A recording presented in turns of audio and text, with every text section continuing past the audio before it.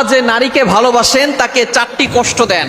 আপনি কষ্টে আছেন তার মানে এই নয় যে আল্লাহ আপনাকে ভালোবাসেন না, আল্লাহ আপনাকে মহব্বত করেন না। আপনি কষ্টে আছেন এটা হচ্ছে আল্লাহ আপনাকে ভালোবাসেন, এটা বুঝার অন্যতম একটি লক্ষণ।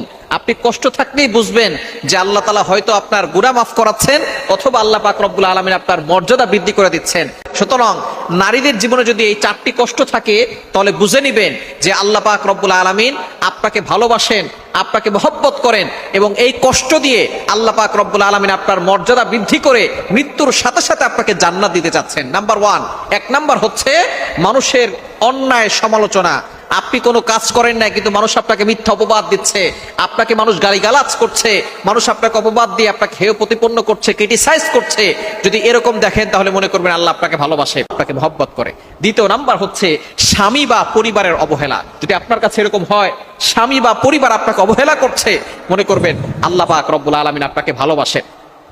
আসিয়া আলাইহিস সালাম সে ফেরাউনের কাছে ছিল, ফেরাউন তাকে কষ্ট দিয়েছে, নির্যাতন করেছে, অবহেলা করেছে, ক্রিটিসাইজ করেছে, কিন্তু তারপরে তিনি ঈমান হারা হন নাই, আল্লাহর উপরে ভরসা রেখেছেন। সুতরাং আপনার স্বামী বা আপনার পরিবার থেকে যদি আপনি অবহেলিত হন তাহলে মনে করবেন আল্লাহ আপনাকে ভালোবাসেন।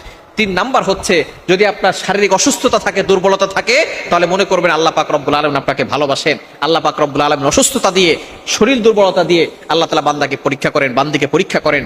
এবং 4 নাম্বার হচ্ছে যদি আপনার রিজিকে সংকীর্ণ থাকে, আপনার রিজিক যদি কম থাকে, অর্থাৎ আপনার খাবার কম, অথবা আল্লাহ পাক রব্বুল আলামিন আপনাকে সম্পদশালী বানান নাই, যদি এরকম হয়, রিজিকের সংকট দেখা দেয়, মনে করবেন আল্লাহ আপনাকে ভালোবাসে। যেই নারীকে আল্লাহ ভালোবাসেন তাকে এই 4টি বিপদ দেন, 4টি কষ্ট